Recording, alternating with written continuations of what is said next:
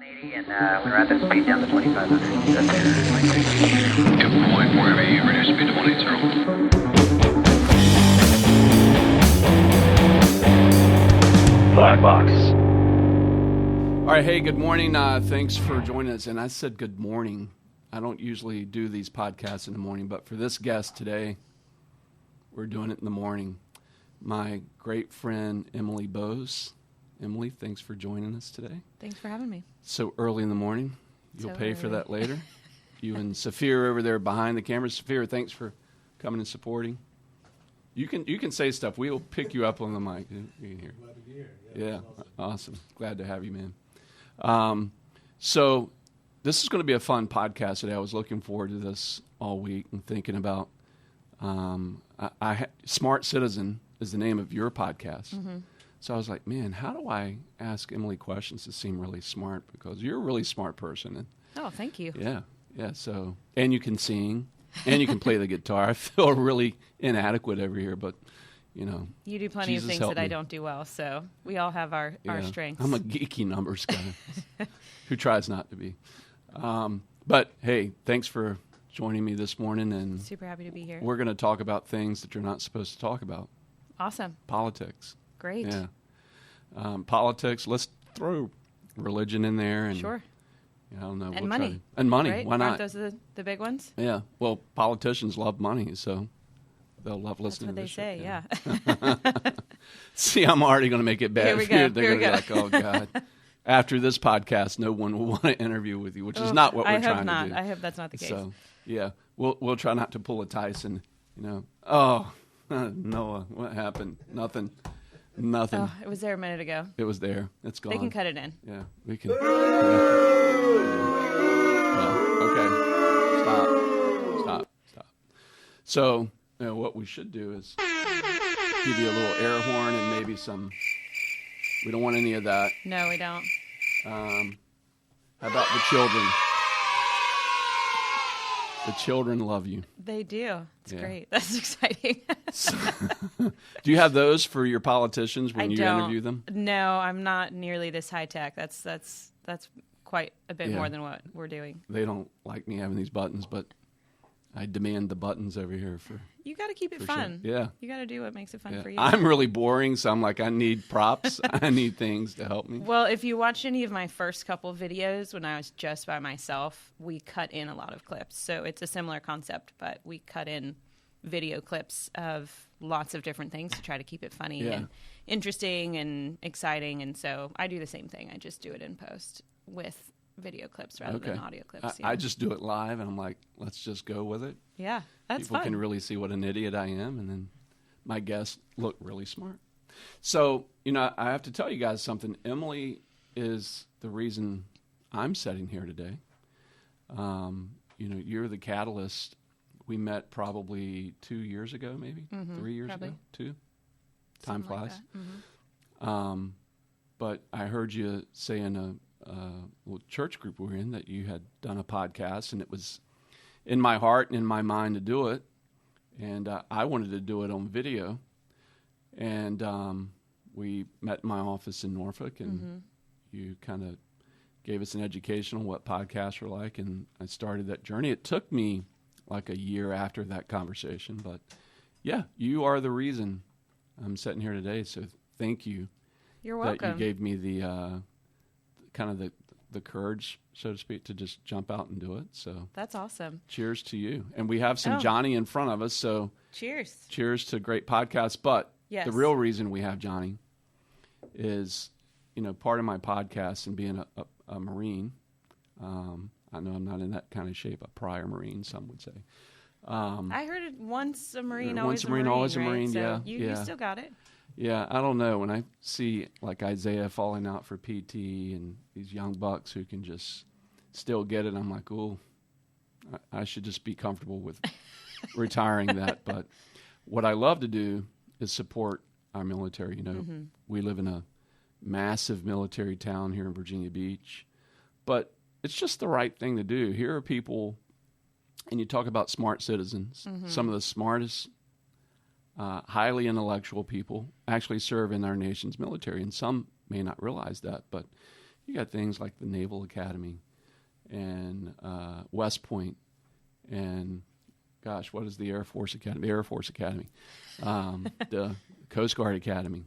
I mean, there are some great institutions that some amazing people have come out of. Mm-hmm. And what's important to me is to just pay respect to those folks that still volunteer every day to defend our nation. Mm-hmm. We don't have, you're Jewish, and so your brother, Ari, I've met. And what's amazing about Israel is that every person serves. Mm-hmm. Compulsory service. Compulsory service, thank you. I was trying to remember the word. See, you're a smart citizen. But, in the U.S., we still have an all-volunteer service. And some do their 4-year contract, 6-year contract, whatever it is, and they go, hey, peace out, it's not for me. But others do it for a career and then go on to other amazing things. I was one of those after 4 years of active duty and a little bit of extra time on active duty and then some reserves, total of 10. I was like, time to go. But we respect those folks. And absolutely. Love those folks. And so just want to say cheers to them and cheers to Smart Citizen. Agreed. Cheers. Go vote, right? Yes, go vote. And we'll sip on this along the way. Okay, good. I'm glad we don't have to 7:30 in the morning. do it all in one But that go. clears the palate. It's good for the your throat. vocal cords. Yeah. Mm-hmm. When I recorded my album, that was the only other time I've had whiskey this early in the morning. I think we started at 9 a.m. And we would just do little sips in between vocal takes because it helps keep your vocal cords clear. Okay. Yeah. See, I learned something today. So it's good for your podcast That's voice. the excuse I'm going to use from now on to be early drinkers. I got to keep my vocals fresh and clear. One thing I would love to say on what you were saying about the military is that I think, when you look at government, local government, I mean, really any branch of government, I think especially the way it was originally designed, it is supposed to be a public service, and I think there are people that view it that way, that get into it because they want to be public servants, because they want to be, serving the community, serving the city or the state and the nation. And so I think that same mindset and heart to serve can and should, I think, carry over into government. That you see in the military. But that's not to take anything away. I mean, I have tremendous respect for the people that serve. And I've actually really enjoyed that about living here, that I've gotten to know so many more people and really have much more of an understanding of the sacrifice that goes into being in the military, especially for the families. And, it's not just the service member, involved. the families involved, the kids. Yeah, it's huge. Yeah. And not living here, if you're not in the middle of it and you don't know people that are, it can be very easy in kind of the rest of the country to not understand how much goes into it. Yeah. So bringing that to politicians, if we think about our founding fathers, those politicians who helped form our nation's Constitution and the Bill of Rights and all of those documents that we use to kind of be a guideline for how we live our lives. I'm going to put you on the hot seat and say, should politicians be paid? Oh, that's a good question. I mean, from what I've been learning, and I'm still very much learning a lot about local politics. Here in Virginia Beach, I believe we have the largest city in the state of Virginia. And our mayor, I believe this is accurate, makes $30,000 a year. So, and these guys over here will fact check us. By the way, oh, good, you got the live fact checkers. Yeah. You're like really fancy. Yeah. I believe city because council. I say some bullshit sometimes. I think city council makes $27,000 a year. And I think they're meant to be part-time positions anyway. Okay. And so, if you're bringing someone in part-time and paying them a part-time salary. So that's kind of like a stipend for a lot of these people who are professionals. Yeah, okay. Right. And so, honestly, I don't have a problem with that. I think you could have a lot of different conversations around things like term limits or some of those things if you wanted to see some limitations on government. I mean, on a national level, there's definitely a lot more money involved. But on a local level, it's not like anybody's getting into that for the money. Yeah. You know, they're getting into it for other reasons, but the money's probably not one of them. So your podcasts, which I wanted to have you on today so I could help you help our community and all my 12 listeners understand politics a little more, especially local politics here in Virginia. But it pretty much works the same whether you're in Virginia Beach or you're in Colorado. The purpose of getting this type of information out is to inform and to make, no pun intended, but make you smarter. Exactly. So was that really the driving factor behind just your own curiosity, I guess, of making this podcast come to fruition? What was that driving factor for you? Really, I was trying to be informed myself and trying to be more involved. And I've wanted to for quite some time. This is not a new thing that I've been interested in. I've been interested in politics for as long as I can remember. My family has very active conversations around politics and history and things. That's always been part of our family culture. But the last couple of years, I've worked a lot harder to be involved, especially with things like primary elections or local elections or things like that, and realizing those are really important. If I don't like a candidate on a national level, if I get to the presidential election and I don't like the candidates who are there, but I didn't vote in the primaries, then I didn't really play my part in selecting who the candidates would be that would be on the final ballot. So realizing those connections and where I have a voice and an opportunity to be involved, but then the challenge is, at least I want to make informed decisions. I don't want to just vote for the sake of voting. I want to actually know who these people are because they really do have an impact. And so then when you break it down onto a local level, especially in this year, I think with COVID, everyone's had the opportunity to see what a massive impact local politicians, local government has on your everyday life. Yeah. Especially school board, city council, governor, these kinds of roles, these have majorly impacted our daily lives. I got to give you props. We voted last week, and, Sarah, my daughter, good friend of yours, has the sample ballot, and she's made notes. Yay. Yeah, it was really cool. I was like, man, Sarah, I'm really proud of you. And then I said, man, I'm a schmuck here. I say again? Yes, schmuck at the top of it. But yeah, Sarah, can we cheat? Can we look at your notes? Yeah. And I have to admit, I've been voting a long time now. This is, 18. Like my fifth presidential vote, 6 maybe. Mm-hmm. And that was really easy, picking the president that I wanted to vote for. Where I always had a challenge, and I would get to the polls and I would go, oh my gosh, I don't know any of these local people. I don't know what they stand for. I don't know anything about them. And I was taking a shot in the dark, and I may have been helping put someone in office that didn't really deserve to be in office. Right. So what can citizens do, Emily, to find out about our local politicians? Besides listening to my show. Besides listening to your Well, that's the great start. Yeah. Smart Citizen. Where can they listen to you, by the way? Let's go ahead and Well, plug that. The podcast version is, I believe, pretty much anywhere you listen to podcasts. So it's on Apple Podcasts, on Spotify. But if you want to watch the conversations, I've been streaming them live on Facebook and my Facebook page. Okay. All of my social media is SmartCitizenUSA. Whoa, wait a minute. You're streaming those live? Mm-hmm. That's pretty brave. Yeah. See, we don't edit anything in my show. We just do it. Yeah. And we just let we had pictures fall off the wall, and I might have said a few curse words, and the pastor comes at me later in council night. Clayton, you don't do that. But we just let it go. But live. Right. Yeah.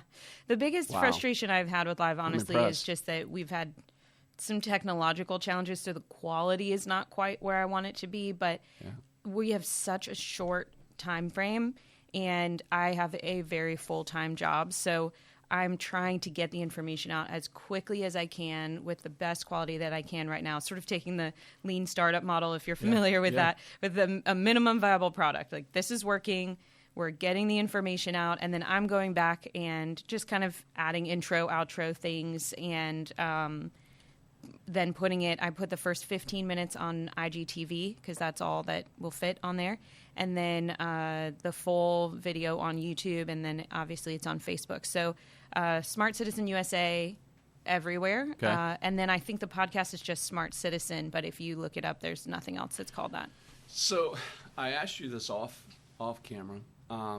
Where do you go after the election with, and great interviews, by the way. Thank you. You're a natural journalist. I guess would you be a podcaster? Yeah, I'm thinking of it kind of as a citizen journalist is the way I'm trying to think about it. And I've tried to ask very intentional questions to each person because the information is out there. I want to finish answering your question for people that want to know where to go. So I've spoken to almost everyone that's running for school board. And through this week, I'm going to talk to quite a few people that are running for city council. But I probably realistically won't talk to everyone that's on the ballot before the election. And so, there is a lot of information. Virginia Pilot did profiles on every person. Ballotopedia has a lot of information. We can get into this more later if you want, but if people look up VPAP, I believe it's Virginia Public Access Project is what it stands for. I think it's vpap.org. That gives you all of the financial information on all of the candidates, so that can be really interesting to look at. This is getting like deep nerdy if you want to go really deep. Let's do deep nerdy. But just going through, because the biggest frustration that I felt and that really drove me into this, and that I've heard from other people that encouraged me in it, is that the number one reason people don't vote in these local elections or kind of eeny, meeny, miny, mo and just randomly choose people is they just don't know anything about these candidates. Yeah. And the interesting thing is they're all local. And so, they all have Facebook pages they're posting on. They all have websites where they talk about stuff that they're, going for. So, if you do some quick Google searches, even just take your sample ballot and Google people's names all the way down with Virginia Beach, you'll find information on all of them. It's not always in depth, but there is stuff there, and that can at least give you a guide. And then I'm trying to go in and ask people the questions that I'm not seeing online or things I saw that made me curious, like you use this phrase, what does that actually mean, or those kinds of things. So I'm not asking every candidate the same questions, Good. Though there are some questions that I do end up asking everyone, if that makes sense. So the candidates that you've interviewed locally so far, they've all been willing participants, pretty easy to get on the show, or It's been amazing to me. Not really. I've had a few people that just wanted to talk to me for a couple of minutes before to find out who I am and what I'm doing. But I've been astounded. I mean, for being someone that's new to Virginia Beach by Virginia Beach local standards, Sure. Yeah.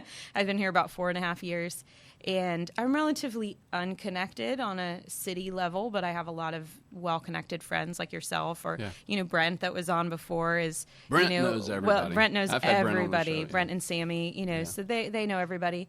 And I have friends that are much more well-established, and so some of those people have been helpful where I've been able to say, like, hey, so-and-so said I should reach out to you, and that, as you know, with any kind of connection, that always gets a better response. But honestly, I've been amazed at how willing people have been to just jump on and talk to me when I'm relatively unknown. And so you can't say, hey, I hear you're an ass of a politician, and I'd love to talk to you. That doesn't work? Yeah, I haven't tried that. And because I'm trying to keep it, which we've talked about, I'm trying to keep it a nonpartisan platform. So I've told them up front, which surprised quite a few people, because I don't know how many people are doing this. Like, I have reached out to every single candidate on the ballot. I've reached out to everyone running, and I want to talk to everyone because I want to hear your perspective.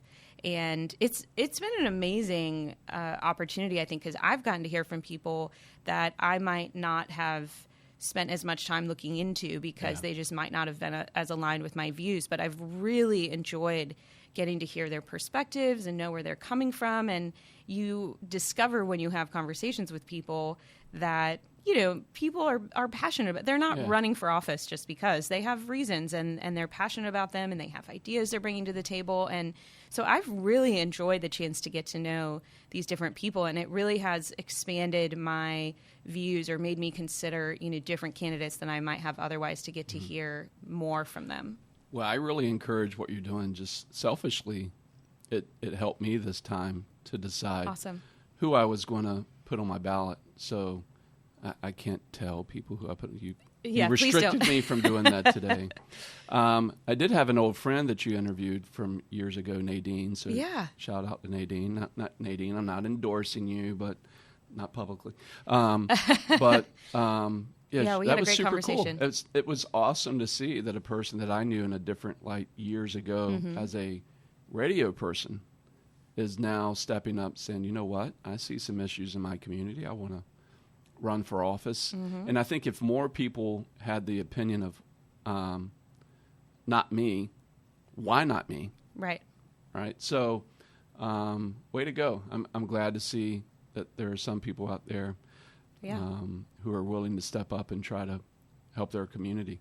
Absolutely. She's very, very passionate. We had a great conversation, and that's out everywhere if people want to check it out. She had some really interesting points on the environment and really passionate actually about election reform. So we had a very interesting conversation. That's cool. And it's good to hear that there's other people out there that think the election process could use some reform. What's interesting to me, you brought up VPAP. When you went and looked at this organization, what jumped out at you? Well, as far as I understand with VPAP, they're a nonpartisan group, and they are also wanting to put information in the hands of the citizens. So they give you a breakdown of every candidate that's running and all of the money that they've raised, and then you can literally, click into each person and see a breakdown of, $5,000 from this person, $2,000 from this person, $200 from this person. Like, you can literally see line by line every single person that's donated money to them. And that can be a great way to understand the people that are supporting these candidates. If you maybe don't understand the issues, or a lot of candidates run on similar issues, you can have two candidates running against each other for city council that both say they're for stormwater reduction, and, that's a huge one in Virginia Beach, and, schools or COVID-19 recovery. And you're like, okay, you're both running on the same issues, but you're running against each other. I have to pick one. So, if that is something, show me the money, right? So if you want to dig a little bit deeper and understand the people that are supporting them, that's a great way to do it. Have you found in your research that large corporations locally and I know this happens on a national level, and back in the era of 2008 where we were having the housing boom, I know a few developers, and I would see developers literally send checks to organizations like this, real estate developers. And what they would do is hedge their bet. They may have a certain political leaning, but they weren't going to shoot themselves in the foot and give all of the money for their support to their guy. They were like, there's a potential my guy loses, and we need to pay homage to both camps. Have you seen any of that? I haven't looked that deep, honestly, because I've been doing this on such a crazy, accelerated pace because I only started a few weeks ago and we only have a couple weeks till the election. So that would be super interesting stuff to dig into. Honestly, I really haven't gone that deep. I've more just found it interesting, which is something that Nadine pointed out in our interview. She said, told me the amounts that people get paid, and there's a lot of money in some of these races. I think the mayor's race, there's like nearly $500,000 between the candidates. Wow. And that's been raised for a $30,000 a year job. So, it's obviously there's more that goes into these roles than the amount of money they get paid. So that kind of stuff is interesting to me. I haven't spent enough time to really dig into it to understand why that's happening or who's putting that money in or what their goals are. I'm not trying to make a statement on any of that. I just find it interesting that there's so much money in a small election. Printers love these guys, right? I mean, look at all the signs in town. Yeah. They're just inundated. Yeah, and mailers and things mailers, like that. Yeah. So when we go back and you look at, some of the conversations like you had with Nadine, what stood out to you in our election process that you didn't previously know? So what kind of education have you got from this in the short time that you've been going down this path? And I know it's going to continue, so I want to talk about what you're going to do after the election. But what has been like, wow, I didn't know that previously. Does anything stand out to you? Well, one big thing that I think is important for people who live in Virginia Beach to understand is that we have a very odd election system here, and there's actually currently a case, I believe, in our district court to litigate whether or not we should keep having this election system. So I don't fully understand all of the pros and cons, but basically, no matter where you live, you can vote for every single person running for city council and every single person running for school board. So even currently though, we can do that right now. Yeah. So even though, someone may say, oh, I'm running to represent Rose Hall or Centerville or Kempsville, it doesn't matter where I live. I still get to vote for them. So what I understand is that the argument for is that it forces them to kind of keep in mind the broader city and understand they're working for the whole city and not just their area. But the argument against is that if you live in Rose Hall District or Kempsville, let's say you live in Kempsville and you vote, the majority of Kempsville people vote for candidate A and the majority of the city votes for candidate B, you don't end up with the representation that's supposed to represent your area. So, and by the way, I felt really bad about that. I was like, I'm not sure which one of these candidates I should vote for based on the district of Virginia Beach they're really representing. Right. Or the borough, I think is what they're called up in Jersey, but we don't have boroughs down here. Yeah. I think they're set up as districts, but there's only, I believe, 5, and then the rest of the candidates are at large. So I think they're looking at whether or not all the candidates should be at large, because that's basically kind of what they are, or if you should only be able to vote for them. How do they choose that? District. Is that up to the individual candidate? Whether they run at large or for a district? You have to live in your district if you run for a district. So, like, if you want to run for Kempsville, you have to live in Kempsville. But if you run at large, you can live anywhere. So that's a very interesting thing. And apparently there's only 2 So what's the point at cities running for a district if the whole city's voting for you, though? Why wouldn't everyone just run at large? It's the way it's set up. And so I Is there don't only so fully many understand seats it. in Yeah, each? there's only so many seats. And I believe there's 11.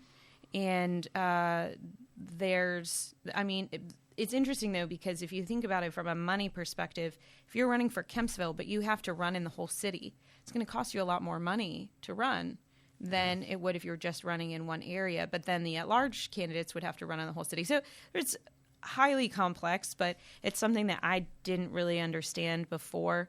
I've learned a lot about school board and how city council and school board work together. I know when I started talking about doing local politics and I would say city council and school board, and people were like, school board? Like, who cares about school board? And then we had COVID, and everyone cares about school board now if they have kids in school, Sure. So there's some really interesting things happening with school board right now, and I've gotten to talk to a lot of those candidates, which has been really super interesting. And there's a lot of diverse ideas and things going on there. So I definitely recommend that people look into that. And because you have the opportunity to vote for everyone, I think it's important then to make sure you know who all these candidates are. It puts more onus on the voters to have to really look into all of the candidates on their ballot before they go to vote, because you could be putting someone in office whose views you really disagree with if you're not paying attention. The other thing that's interesting that I learned that's a very Virginia thing, and it's kind of split across the country. There's some states and localities that have this more than others, is we have what's called a manager council model of city council. And so I thought that the way city council ran was that it was basically kind of like you have the president and you have the Congress, and then you have the governor and the state senator, for us, the General Assembly. Yeah. And then I thought you had the mayor and the city council, and that they all kind of worked similarly, and it was just sort of tiered down. But in Virginia Beach, we have a mayor, obviously, who's part of the city council and has a vote on the city council. But then the city council hires a city manager, and they run the city like administratively. So the way it's been illustrated to me is that the city council is like the board of directors and the city manager is like the CEO. Right. And that's also true for the school board. The school board is the board of directors and the superintendent is the CEO. So those are some interesting roles that we have particularly here. And every city in Virginia is set up like that except Richmond. And then other states would be slightly different. So while I'm trying hard to make Smart Citizen apply generally, there are some differences in different localities, and these would be some of them for sure. So the mayor would be kind of like the chairman of the board. I believe so. Over the city council members, but the city manager really makes the administrative management decisions.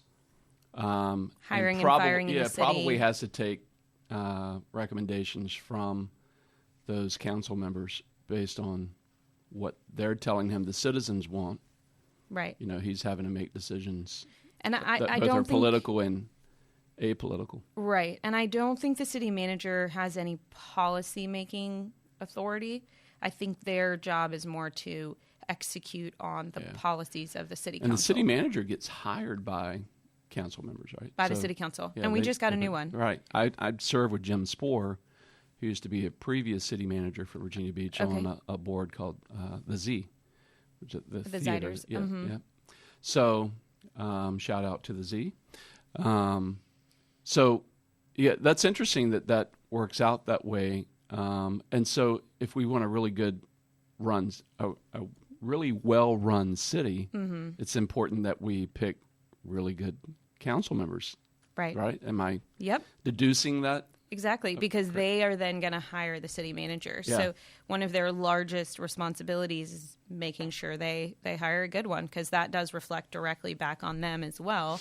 And they're obviously elected. So, there's accountability there. So, yeah, we did just get a new city manager.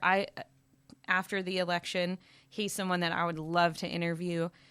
We just got a new chief of police. He's someone I would love to interview after the election. You know, there's a lot of people involved in making a city run. And those are some of the people that would be top of my list that would be interesting to talk to on the other side. So that's some of the things you're going to do after election is, again, inform citizens on what's happening in their community. Any plans to take it outside of Virginia Beach or maybe go into Norfolk or Virginia at large? Yeah.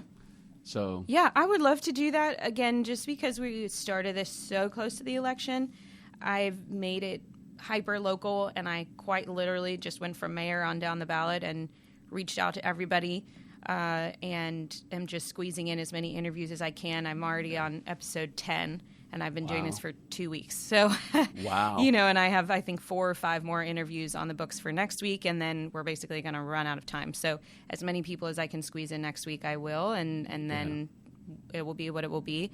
But then on the other side, I would love to continue interviewing people in Virginia Beach, but I want to help people broadly understand how local government works. So I would love to kind of work my way out. I mean, we're going to have at least 2 years until the next election.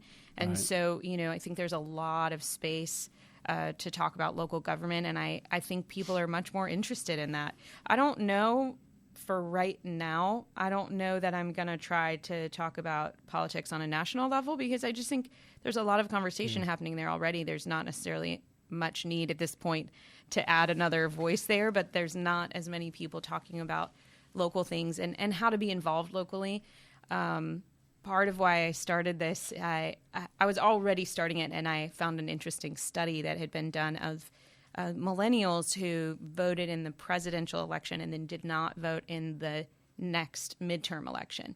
And they tried to find out why, and I think it was something like 1,300 people. So not gigantic, but not tiny. Yeah. And 70% said that they did not have enough information about the candidates. That's the primary reason they did not vote, is they didn't have enough information. I can empathize with that, yeah. Yeah, and the next reason they didn't vote is that they didn't have any trusted sources of information. Well, millennials pride themselves on being able to go to this thing called Google and look up information and find themselves in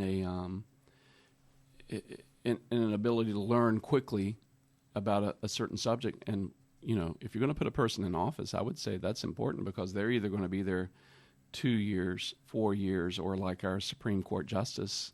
For life. That's a lifetime appointment. So understanding the backlog of this person's prior political history is important. Very, and it's not always something you can find super quickly. Yeah. And it really does require diligence to find out what people really think or where they're coming from. And I think, so speaking of our national level election or Supreme Court, this is why even voting for your senators is so important. It's not, especially in this election we're having right now, it's not just about the president, because obviously that gets a lot of attention. Everyone's aware of the presidential election, but then people are typically not aware of who their senators and representatives are. And, right now we have a senator and a representative up for election in our area. And those are, we get a lot of stuff in the mail about them, so people might be a little more aware, but those are super important. Because then it's kind of like we were just saying with the city manager, right? So we elect the Senate, and then they appoint judges, or they approve judges, they approve budgets. They have so much. They're the lawmaking branch, right? So they have so much influence. And I think sometimes it's easy to think like, oh, the president does everything, or just to get so kind of siloed in on one area. And it really, we have a very large, hopefully well-balanced system of government, and we get to be involved in all of it. Like, that's a super exciting thing, is like we get to have a voice in the people that are making these decisions on our behalf. And if we don't vote, we're letting other people make those decisions on our behalf. You know what's great, Emily, about having a period of time where this is probably, in my lifetime, one of the most cantankerous presidential elections that I can recall. Closest to that may have been President Bush, Al Gore, with the hanging chads and, the voting debacle that happened during that election. Yeah. But I'm actually thankful in some ways that we're here now for our democratic republic, because I think most citizens, and not just millennials, let's put myself in there as Absolutely. I think I'm a next gener, I can't remember. But baby boomers, that we all just kind of rested on our laurels of, you know what, I'll go to the polls and I'll vote my guy in the presidential election.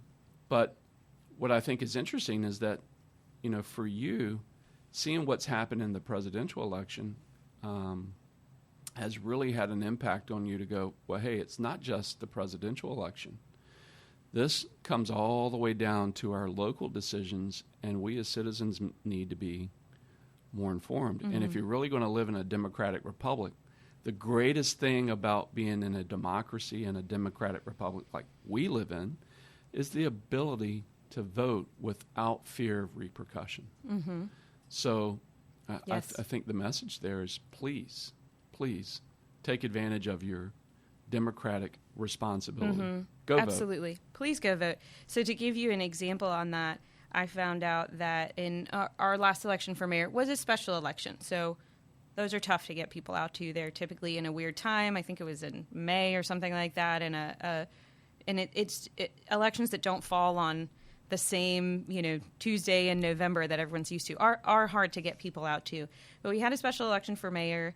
And we have 450,000 people that live in Virginia Beach, and 13,000 people voted in that mayoral election. And Bobby Dyer won by 443 votes. Wow. And I don't say that to say anything for or against him, but it's just in a interesting. city that's made up of how many? Is it 450,000 people. Yeah. So people get really caught up in like, oh, my vote doesn't count, or there's so many people. Does it really matter? Yes. Like, every vote counts, whether you wanted to vote for that person or for someone else. Even if it's your dead grandmother. That vote. Hopefully not. not. Okay. Hopefully not. But you know what I'm saying. I think people lose sight of that these, especially in the local elections where not as many people are voting, it is really important. Another thing that I found really interesting about our area, and I don't actually know if this is true all over the country. I need to do more research, but, we're very used to this very strong two-party system that we have here. And you can see that in the presidential election, the senators, the representatives, the governor, and the state representatives. But once you get down to the local level, all of our elections are listed as nonpartisan. So I think a lot of people, and I've done it, it's easy to get a little bit lazy and go, well, I'll just vote down the line, whatever my chosen party is, or whichever one you align with the most closely, right. And in that given election. And so people just go, red down the line, blue down the line, whatever that looks like for them. And then you get to these local ones and you're like, well, shoot, there's no line here. And there's 3 candidates or 5 candidates. I mean, some of the at-large ones are like, pick 2, and you're like, 2 out of 5. Like, how do I know?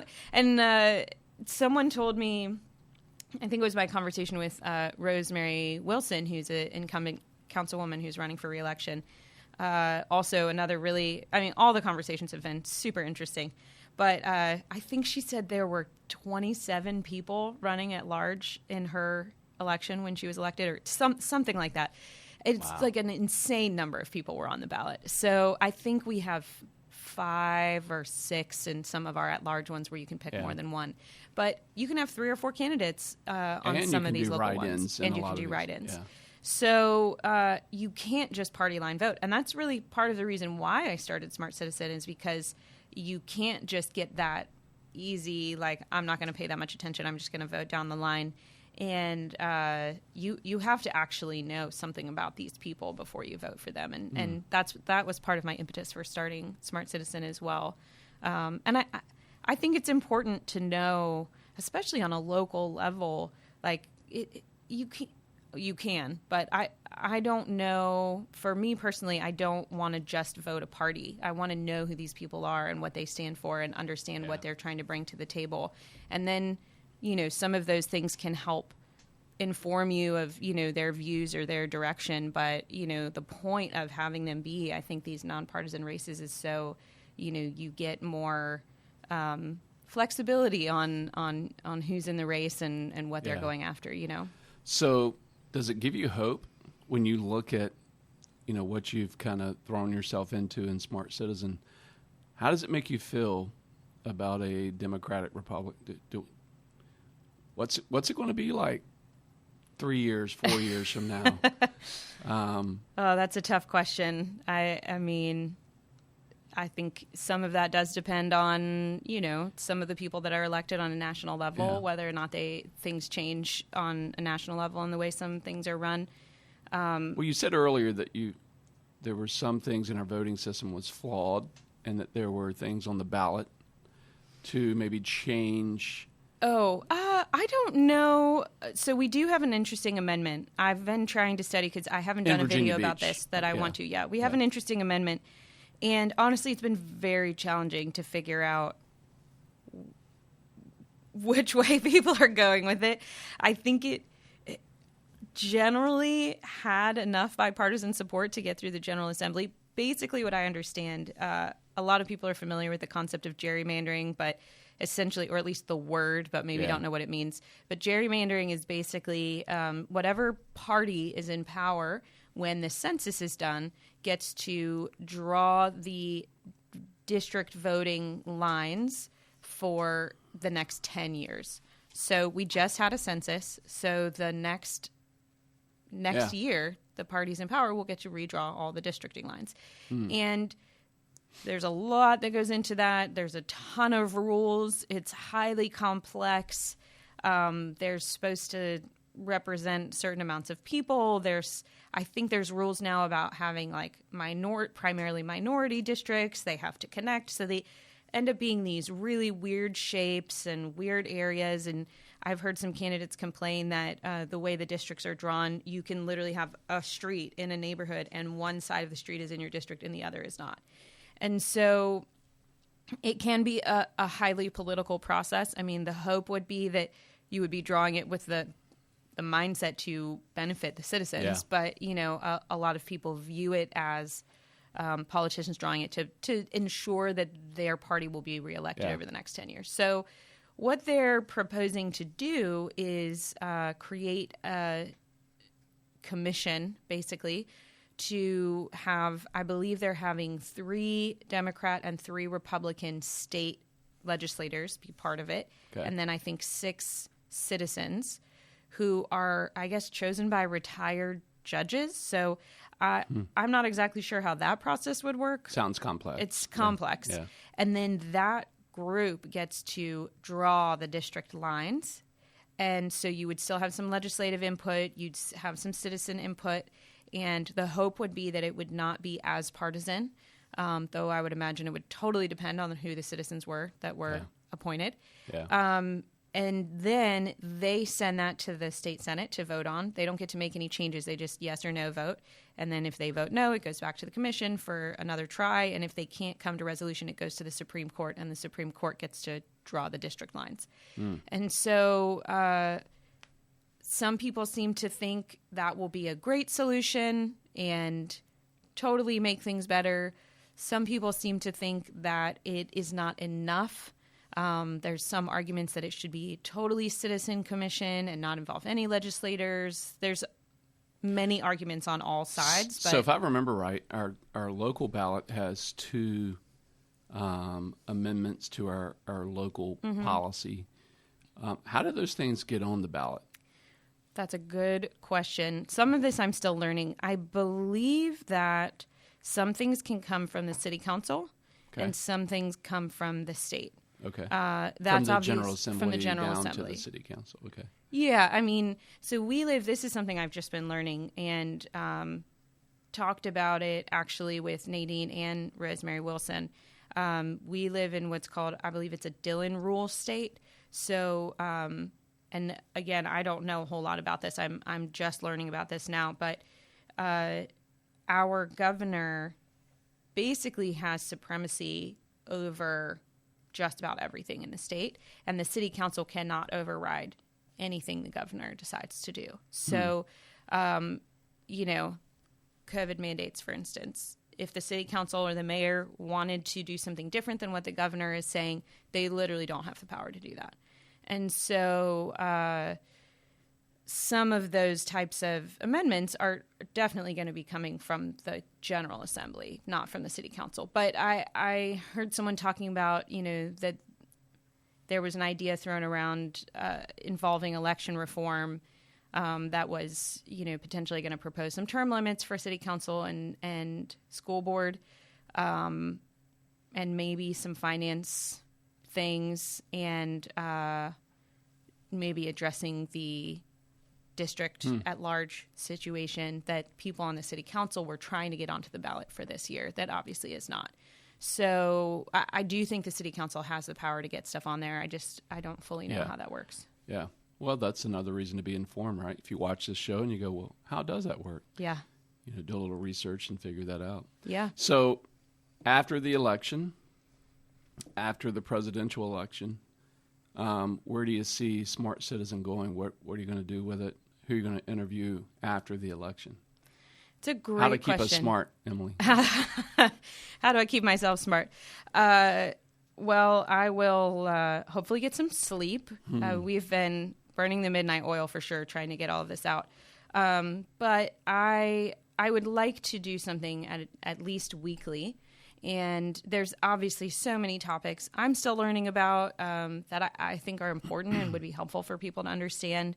There's so many people that influence our city that I think would be important. And there's a lot of people, there's government is very complex. And, there are commissions that help train city councils how to do their job well. Didn't know that. Yeah. Okay. I didn't either till recently. So those would be people I'd be interested in talking to, to take it, if we want to go, I love Virginia Beach, and I think there's value in having it local. But if we wanted to look at things on a broader level, those could be some interesting people to talk to, So how do you train a city council to do a good job and work together well and know if they're performing their jobs well? Or, some of those kinds of things I think could be interesting. There's a lot of diversity things going on.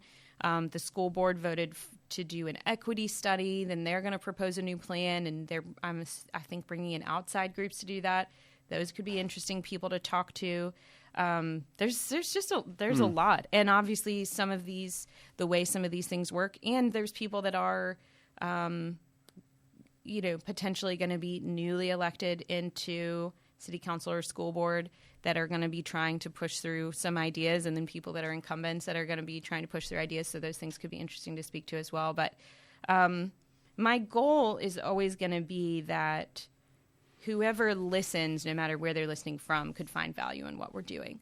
Yeah. I would like to be able to speak to things that help inform people on a broader level that aren't only in our area. But even if we only, quote unquote, inform people in Virginia Beach. I mean, we are the largest city in the state of Virginia and have a lot of influence. And even if we popped it out, broadened ourselves out to covering Hampton roads and talked to people in Norfolk and Chesapeake and, Portsmouth and Newport News and Hampton and Williamsburg and Richmond, right. There's so much going on just in our area.